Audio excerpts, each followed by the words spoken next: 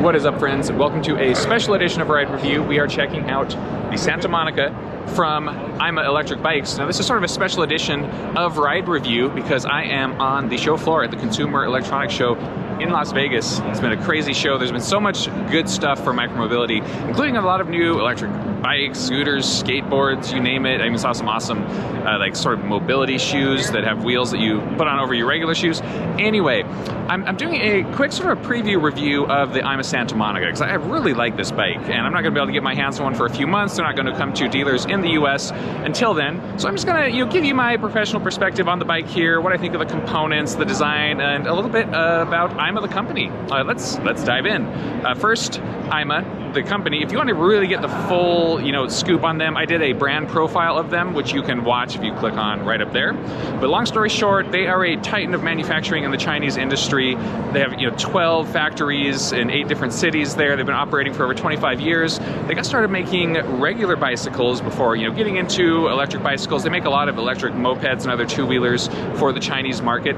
But I found the bit about them making regular bicycles really fascinating because they have a lot of expertise in what makes a good bicycle. Take away all the electric components, it still needs to ride well and feel well. And a lot of e-bike companies miss the mark on that because they know the electronics but not the bicycle. AIMA has got that stuff spot on. All right, so let's dive into the Santa Monica. Give you kind of a walk around look at this here.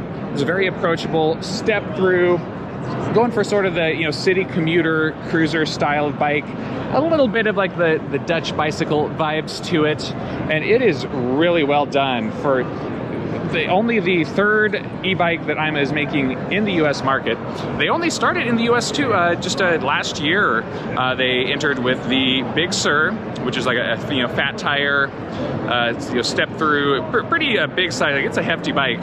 That is sold very well at dealers. They added a smaller version, the Big Sur Sport, and they've already got over 200 dealers nationwide in the US less than a year, which is pretty impressive. So this one is their third model. So this one's going for, kind of the more city commuter. It's a bit more lightweight. It's got 27.5 by 3-inch wide tires. So these are pretty wide here. That's kind of the perfect tire size in my opinion, because it's just this nice balance. You get a good volume of air for more comfort, good amount of traction, but they're still more nimble than a true fat tire. They've got the sidewall stripes down here. These are puncture resistant, and the branding and just the coloring for this is really on point. The sidewalls, you've got the matching leather grips, and the saddle here.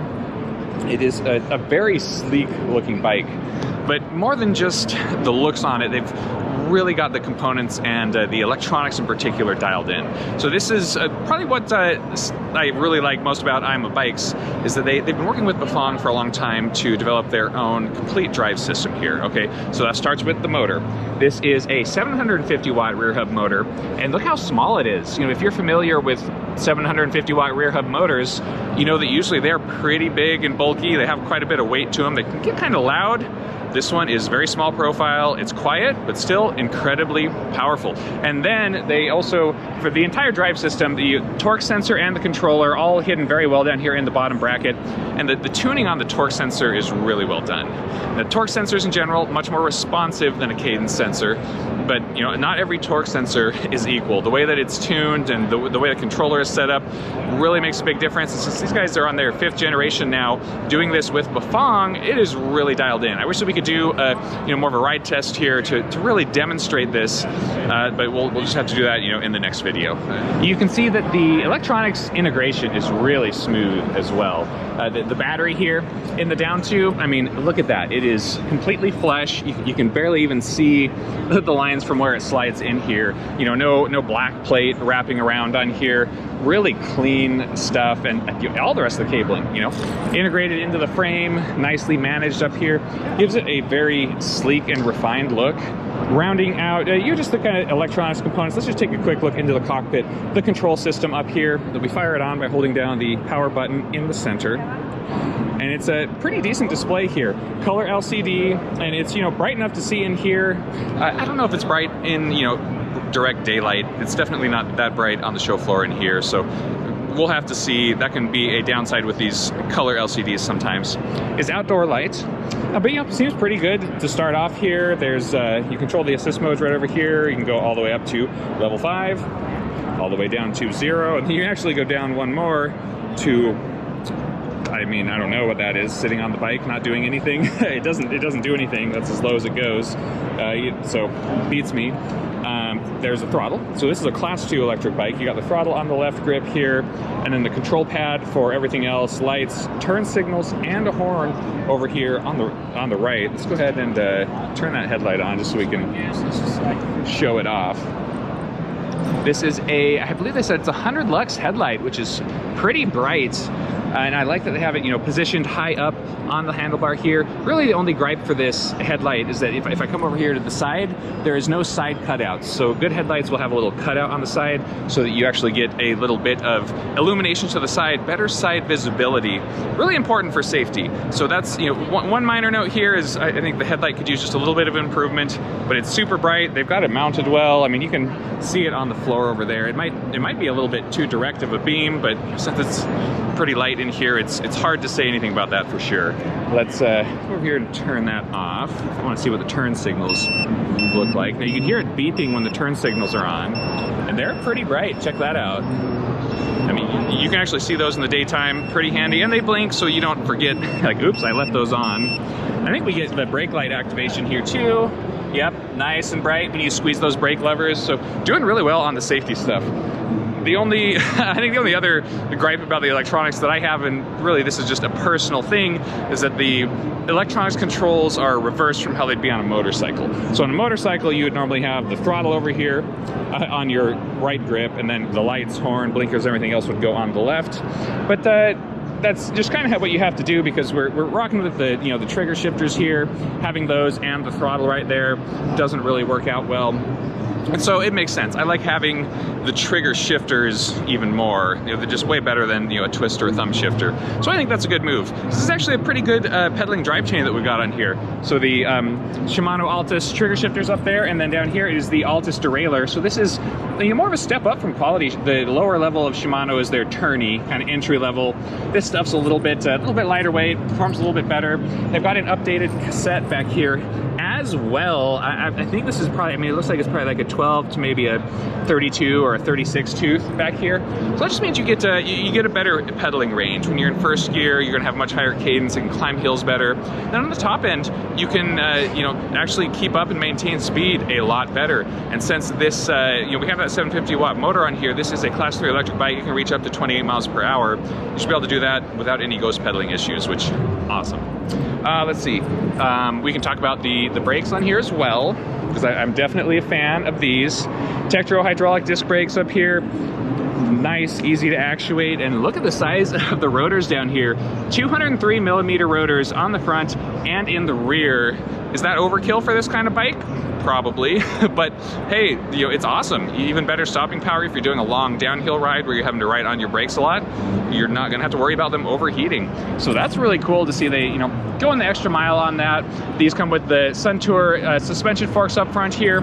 You get about 80 millimeters of travel. You can adjust the preload. So these are pretty basic forks, not meant for off-roading, but that's not what this bike is for. This is a city riding bike, and it's pretty well equipped for that. You've got the lights and everything. You've got full plastic fenders on the front and in the rear. These are mounted really sturdily so that they're not going to be vibrating and rattling around, which can sometimes happen with plastic fenders. They can be a little bit noisy, but they did a good job mounting them. Really, the only other thing that I would want to see on this bike, and again, that's kind of personal preference, is I'd love to have a rear rack on here by default. It's easy to add one. They've got the Boss points on here so that you can add your own rear rack, and they are pretty cheap to get, pretty much anywhere. But I would love to see it on there by default. It makes the bike so much more useful when you have that. Okay, I got switched over to the wide lens so that you can just get a kind of a feel for the seating position. Now, for reference, I'm 6'3" tall. I'm pretty large, and this feels pretty comfortable here.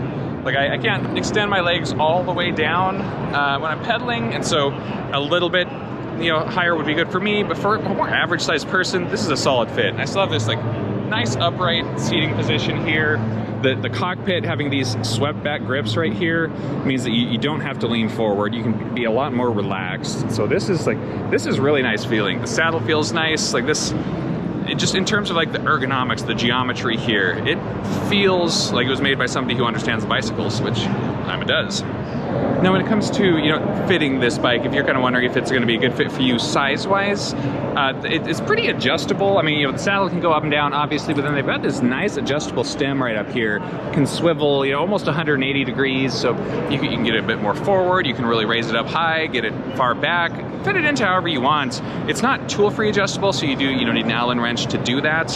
So it's not a quick thing, but the plus side of that is that these ones tend to be a lot more durable. The quick fly adjust stems you typically have to tighten up frequently because they just get loose and handlebars start flopping all around. So this probably is the better way to do it. And then the other point is that they have two sizes available for this. This one here is the medium, right? And so, you know, this one is a fairly large bike, I would say. And so if you're a little bit on the smaller side, they do have a small one available.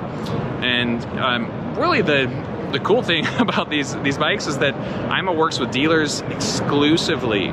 It's almost kind of rare in these days that they do not sell direct to consumer at all. And, you know, if you try to think of what e-bike companies do that, you know, I can only think of the big names like Trek, Giant, stuff like that.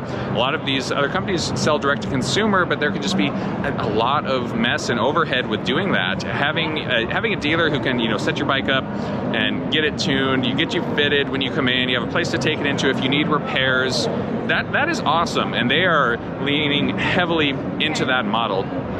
Okay, so if you've been watching along this review so far and you're like, oh yeah, okay, but how much is it going to cost? They're just $15.99. I mean, I was surprised. I thought they'd be going for more.